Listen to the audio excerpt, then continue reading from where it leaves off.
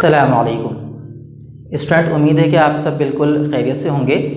और chapter number 3 में अब तक हम लोगों ने जो कुछ डिस्कस कर लिया है, मैं उम्मीद करता हूं कि आपने उसको अच्छे तरीके से पढ़ा होगा, अच्छे तरीके से समझने की कोशिश की होगी। और अगर इस हवाले से किसी भी किस्म का कोई क्वेश्चन आपके जहन में है तो वह आप नोट करते रहिए और फिर मुझसे डिस्कस करते रहिए। लास्ट टाइम जो हम लोग डिस्कस कर चुके हैं उसको रिकॉल करते हैं। हमने लास्ट टाइम चैप्टर नंबर 3 में बेसिक क्वांटिटी मोमेंटम के हवाले से बात की थी और हमने ये कहा था कि किसी भी जिस्म का क्वांटिटी ऑफ मोशन या किसी भी जिस्म का अमाउंट ऑफ मोशन या किसी भी जिस्म का मैग्नीट्यूड ऑफ मोशन या फिर किसी भी जिस्म का स्टैंडर्ड या इफ़ेक्ट ऑफ मोशन मोमेंटम कहलाता है। इसके साथ साथ हमने ये भी डिस्कस किया था कि मोमेंटम को हम मास और वेलोसिटी का प्रोडक्ट भी कहते हैं। और मास और वेलोसिटी का प्रोडक्ट ही क्यों कहते हैं उसको हम लोगों ने मुख्तलिफ एग्जाम्पल्स की बुनियाद पर समझने की कोशिश की थी। और जो फार्मूला बन के आता है P = mv, उसकी हकीकत क्या है उसको भी हमने डिस्कस किया था। आज हम मोमेंटम के टॉपिक को ही आगे बढ़ाएंगे। आज के लेक्चर में हमें मोमेंटम को एक और फिज़िकल क्वांटिटी के साथ रिलेट करना है। तो इस हवाले से देखते हैं कि हमारा आज का बुनियादी टॉपिक क्या है। टॉपिक का नाम है rate of change of momentum, यानी मोमेंटम की तब्दीली की शरह। अगर किसी ऑब्जेक्ट के मोमेंटम में with respect to time change आ रहा हो तो वो चेंज किसके बराबर होता है, आज हम उसी चीज़ को समझने की कोशिश करेंगे। यहाँ से हमारा डेरिवेशन टाइप जो कोर्स है वो भी स्टार्ट हो रहा है, यानी आज हमें एक शॉर्ट फार्मूला डिराइव करना है और यहीं से फिर डेरिवेशन के कॉन्सेप्ट भी आगे डिटेल में हम डिस्कस करते रहेंगे। जिन स्टूडेंट को फिज़िक्स में डेरिवेशन मुश्किल लगती है उन स्टूडेंट के हवाले से मैं ये बता दूं कि फ़िज़िक्स में डेरिवेशन बिल्कुल भी मुश्किल नहीं होती, बशर्त ये कि आपने फंडामेंटल पॉइंट्स या फंडामेंटल अप्रोच को जहन में रखा हुआ हो। क्या हमें क्या काम करने के लिए कहा जा रहा है और फिर उस काम को करने का तरीक़ेकार क्या होगा। तो गौर कीजिए, हमें यहाँ पर क्या काम करने के लिए कहा जा रहा है। हमें कहा जा रहा है कि rate of change of momentum को मालूम करें और इस हवाले से हमें क्वांटिटी प्रूफ करनी है कि rate of change of momentum force के बराबर है। तो हमें पता ही होना चाहिए कि हमें आखिर इसको ड्राइव कैसे करना पड़ेगा। तो इसके लिए टॉपिक की हेडिंग पे ही गौर करें तो आपको नज़र आ रहा है कि आपको मोमेंटम का चेंज निकालना है। तो पहली चीज़ जो आपको क्लियर होनी चाहिए आज भी वो क्या है, मोमेंटम। मोमेंटम मालूम करके फिर हम क्या निकालेंगे, मोमेंटम का चेंज। जब मोमेंटम का चेंज आ जाएगा तो उस चेंज को हम रिलेट कर देंगे टाइम के साथ और ऑटोमेटिकली हम देखेंगे कि सारा का सारा कॉन्सेप्ट फोर्स के बराबर हो जाएगा। मोमेंटम क्या होता है एक बार फिर रिकॉल कर लेते हैं। किसी भी जिस्म का क्वांटिटी ऑफ मोशन या जब कोई चीज़ हरकत कर रही होती है तो हरकत करने का जो भी स्टैंडर्ड होता है, जो भी उसका इफ़ेक्ट होता है, यानी मास और वेलोसिटी का जो भी प्रोडक्ट होता है उसको हम क्या कहते हैं, मोमेंटम कहते हैं। मोमेंटम का चेंज कैसे निकाला जाए तो आप गौर करें रोज़मर्रा की ज़िंदगी पर जब आप किसी चीज़ का चेंज निकाल रहे होते हैं तो चेंज निकालने के लिए आपके पास कम से कम कितनी चीज़ें होना ज़रूरी हैं, 2 चीज़ें आपके पास होना ज़रूरी होती हैं। मिसाल के तौर पर मेरे हाथ में ये मार्कर है, ये ब्लू कलर का है। मैं आपसे कहता हूँ कि ये मार्कर ब्लैक मार्कर से मुख्तलिफ होता है कलर के लिहाज से। तो आप देख सकते हैं कि वाकई में ये ब्लैक मार्कर के मुकाबले में मुख्तलिफ है। मैंने आप लोगों को कितने मार्कर्स का हवाला दिया, 2 मार्कर्स का हवाला दिया। रियल लाइफ में जब हम कभी भी चेंज की बात कर रहे होते हैं कि कोई चीज़ अगर अच्छी है तो कितनी अच्छी है, कोई चीज़ अगर बड़ी है तो कितनी बड़ी है, कोई चीज़ अगर ज़्यादा है तो कितनी हद तक ज़्यादा है, तो हम कम से कम कितनी चीज़ों को कंपेयर करते हैं, 2 चीज़ों को कंपेयर करते हैं। यही हमारी रियल लाइफ में अप्रोच होती है। मैंने इस वक्त भी आपको 2 मार्कर्स की मिसाल दी, मैं इससे ज़्यादा मिसाल भी दे सकता हूँ कि मेरे पास ये जो ब्लू मार्कर है ये ना सिर्फ ब्लैक मार्कर बल्कि जो रेड पेन होता है उससे भी मुख्तलिफ है। तो अब मैंने आपके सामने 3 चीज़ें रख दी। मैं आपसे कहता हूँ कि मेरे हाथ में ये जो मार्कर है ये ब्लैक मार्कर पेन और पंखे से भी मुख्तलिफ है। अब मैंने मज़ीद चीज़ों को बढ़ा दिया ताकि हमें समझने में और आसानी हो जाए। तो यहाँ हम ये नतीजा निकाल सकते हैं कि किसी भी चीज़ की तब्दीली के हवाले से कोई चीज़ अगर किस हद तक चेंज है तो कितनी चेंज है उसके लिए हम कम से कम 2 चीज़ों को कंपेयर कर रहे होते हैं। तो हमें यहाँ पर क्या करना है, मोमेंटम का चेंज निकालना है। तो सवाल ये पैदा होता है कि हमारे पास कितने मोमेंटम होने चाहिए। जाहिर है हमारे पास कम से कम 2 मोमेंटम तो होने चाहिए। ताकि हम उन दोनों को कंपेयर करके चेंज निकाल सकें। तो हमें डेरिवेशन में दो मोमेंटम की ज़रूरत पड़ेगी और फिर उस चेंज को हम क्या करेंगे, रेट ले लेंगे। रेट के लिहाज से याद कीजिए, चंद दिनों पहले हम डिस्कस कर चुके हैं कि रेट का मतलब होता है साइंस और बिलखुसूस फिजिक्स में कि 99% केसेस में आप टाइम से कंपेयर करें, टाइम से डिवाइड करें। तो हमें मोमेंटम को डिस्कस करना है और फिर मोमेंटम भी कम से कम दो हों ताकि हम उसका चेंज निकाल सकें और उस चेंज को फिर हम किससे कंपेयर कर सकें, टाइम से। जब हम टाइम से कंपेयर करेंगे तो ऑटोमेटिकली एक फिजिकल क्वांटिटी जनरेट होगी, उसको हम क्या कह देंगे, फोर्स। हमें प्रूफ करना है कि rate of change of momentum force के बराबर होता है। तो इसको बाकायदा तौर पर सॉल्व करने के लिए अब हम शुरू करते हैं। हमें एक अदद डायग्राम की ज़रूरत पड़ेगी। तो हम सपोज करते हैं कि ये हमारे पास एक स्फीयर है और जाहिर है कि इसका कोई ना कोई मास होगा। तो हम सपोज कर लेते हैं कि इसका मास क्या है, m, और ये हरकत कर रहा है किसी पॉइंट पर। उस पॉइंट को मैंने सपोज कर लिया पॉइंट ए। अगर ये हरकत कर रहा है तो इसकी कोई ना कोई वेलोसिटी होनी चाहिए। तो वो वेलोसिटी मैंने सपोज कर ली, वो हो गई इनिशियल वेलोसिटी।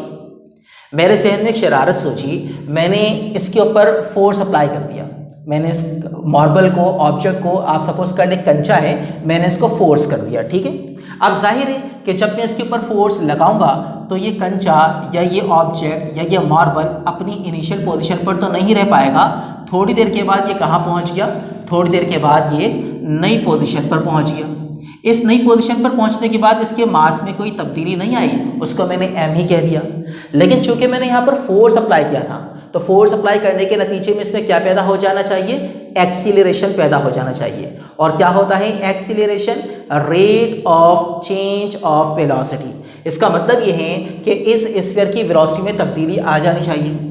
तो हम ये कह सकते हैं कि जब ये पॉइंट बी पर पहुंचा तो इसकी वेलोसिटी कुछ और हो गई, और पहले चूंकि इनिशियल थी तो अब हम उस कुछ और वेलोसिटी को वी.एफ यानी फाइनल वेलोसिटी कह सकते हैं। ए से बी तक पहुंचने के दौरान इसको जो टाइम लगा वो टाइम हम सपोज कर लेते हैं वो कितना लगा, टाइम टी लगा। तो आप देख सकते हैं कि पॉइंट ए पर स्फीयर का मास, बॉडी का मास m है, लेकिन इसकी इनिशियल वेलोसिटी क्या है, vi। तो यहाँ का मोमेंटम कुछ और हो जाएगा। जब आपने फोर्स अप्लाई किया तो थोड़ी देर के बाद, यानी इतने टाइम गुजर जाने के बाद, जब ये पॉइंट पी पर पहुंचा तो इसकी वेलोसिटी चेंज हो चुकी थी, वी से चेंज होकर क्या हो गई, वी. इसका मतलब यहाँ पर इसका मोमेंटम कुछ और हो जाएगा। तो जैसा कि मैंने शुरू में कहा था कि हमें कम से कम दो मोमेंटम की ज़रूरत पड़ेगी। तो एक मोमेंटम हम निकाल लेंगे पॉइंट ए पर और दूसरा मोमेंटम हम निकाल लेंगे पॉइंट बी पर, और देखेंगे कि दोनों में क्या चेंज आ रहा है। उस चेंज को हम इस टाइम से कंपेयर करेंगे तो ऑटोमेटिकली साबित हो जाएगा कि rate of change of momentum force के बराबर है। तो इस चीज़ को हम बाकायदे तौर पर प्रूफ करने के लिए क्या करेंगे, कुछ वर्डिंग का इस्तेमाल करना होगा। हम यहाँ पर पॉइंट ए पर पहले मोमेंटम लिख लेते हैं। तो हम यूँ लिखेंगे कि द मोमेंटम ऑफ स्फीयर, इसको हमने स्फीयर सपोज किया हुआ है, the momentum of sphere at point A will be, sphere का मोमेंटम पॉइंट ए पर क्या हो जाएगा वो हम लिखेंगे। आप जानते हैं कि मोमेंटम को जाहिर किससे किया जाता है, पी से, और पॉइंट ए चूंकि इनिशियल पॉइंट है तो मैं यहाँ लिख देता हूँ पी आई। तो मोमेंटम का मैग्नीट्यूड क्या बन जाएगा, इनिशियल मोमेंटम का मास इनटू इनिशियल वेलोसिटी, या इनिशियल मोमेंटम का मैग्नीट्यूड। चूँकि मैं इस वक्त मैग्नीट्यूड के सेंस में बात कर रहा हूँ, यही वजह है कि मैंने यहाँ पर तीर का निशान नहीं लगाया, इसको मैंने स्केलर के तौर पर ही लिखा है। तो पॉइंट ए का मोमेंटम हम डायग्राम के जरिए देख सकते हैं कि चूँकि मास यहाँ पर m है और वेलोसिटी वी आई है, और मोमेंटम मास और वेलोसिटी का प्रोडक्ट होता है, तो हमने प्रोडक्ट की सूरत में मोमेंटम को यूँ लिख लिया। तो इस तरह हमें पता चल गया initial momentum of sphere at point A. अब हम इसी कॉन्सेप्ट की बुनियाद पर मोमेंटम मालूम करेंगे पॉइंट बी पर। तो हम यूँ लिख सकते हैं सिमिलरली, यानी इसी तरह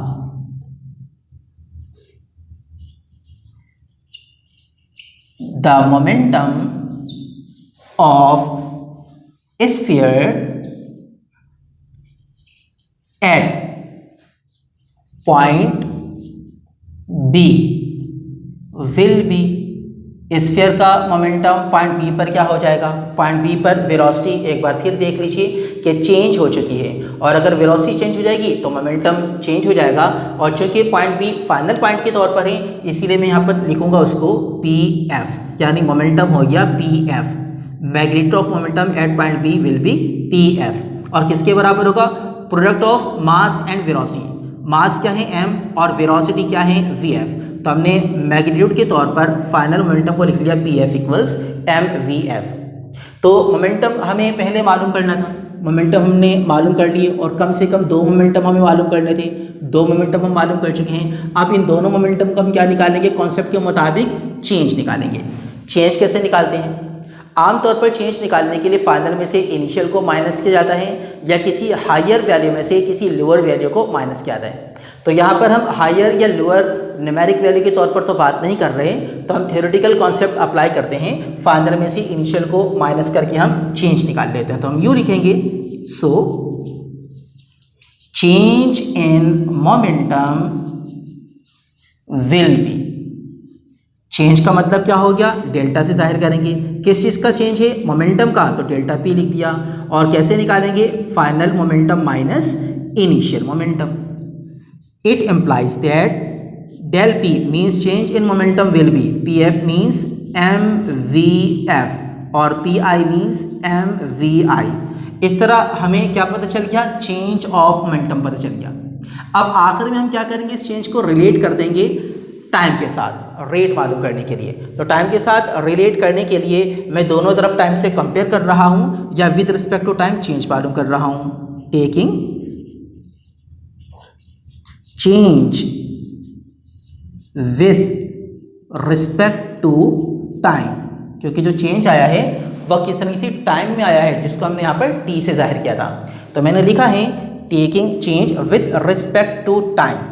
जब with respect to time change लेंगे तो सूरत हाल क्या हो जाएगी, del P divided by T, right hand side पर M V F minus M V I और डिवाइड बाय टी, यानी हमने दोनों तरफ टाइम टी से डिवाइड कर दिया।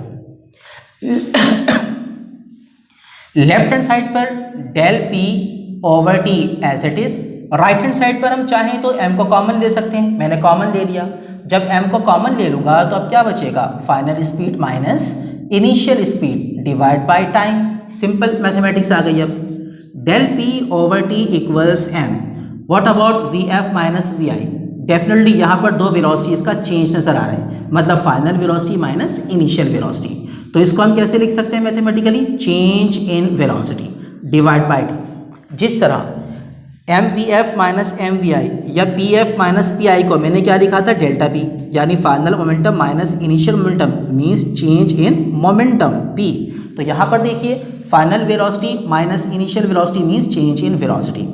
और आप सब जानते हैं, शुरू में हम पढ़ चुके हैं कि rate of change of velocity किसके बराबर होता है, एक्सीलरेशन। बाय डेफिनेशन ये चीज़ होती है एक्सीलरेशन। तो हम यूँ लिख सकते हैं कि del P divided by T equals M, rate of change of velocity, यानी डेल वी अपॉन टी। ये जो पूरी की पूरी वैल्यू है, इस पूरी वैल्यू की जगह पर मैं क्या लिख सकता हूँ, acceleration. Del V over T is acceleration. अब देखिए मास इनटू एक्सीलरेशन, आप जानते हैं कि mass into acceleration by Newton's second law, या गई क्वांटिटेटिव नेचर ऑफ फोर्स, जिसको हम किससे जाहिर करते हैं, एफ से। तो यहाँ हमने साबित किया कि rate of change of momentum किसके बराबर है, अप्लाइड फोर्स। ये कौन सी वाली फोर्स है, शुरू में मैंने आपको बताया कि एक स्फीयर था जो पॉइंट ए पर मौजूद था और इनिशियल वेलोसिटी वी आई से हरकत कर रहा था, तो मैंने इसके ऊपर फोर्स अप्लाई की। तो ये वही फोर्स है जो मैंने अप्लाई की थी, जो आपको यहाँ पर नज़र आ रही है। और हम ये बात पहले ही डिस्कस कर चुके हैं कि फोर्स एक ऐसा एजेंट है जो किसी भी जिस्म की हालत को तब्दील कर देती है या तब्दील करने की कोशिश करती है। तो मैंने जब फोर्स अप्लाई किया तो बॉडी मोशन की हालत में थी, मोशन को चेंज करने का सबब भी यही फोर्स बनी। तो वो चीज़ यहाँ पर साबित हो गई, यानी मोमेंटम का जो स्टैंडर्ड है या मोमेंटम का जो इफेक्ट है वो किस पर डिपेंड कर रहा है, वो अप्लाइड फोर्स पर ही डिपेंड कर रहा है। तो पेपर में आमतौर पर ये क्वेश्चन पूछा जाता रहा है कि prove that the rate of change of momentum equals applied force. तो वो इस तरह से आपने ड्राइव करना है। सबसे पहले डायग्राम के बाद मुख्तसर सी एक्सप्लेनेशन होगी और फिर शॉर्ट डेरिवेशन हो गई है। Rate of change of momentum equals applied force, ये चीज़ प्रूफ हो गई। उम्मीद है कि मोमेंटम और फोर्स का ये जो रिलेशन है ये आपको समझ आया होगा। नेक्स्ट लेक्चर में हम इंशाअल्लाह law of conservation of momentum को प्रूफ करेंगे। Thank you.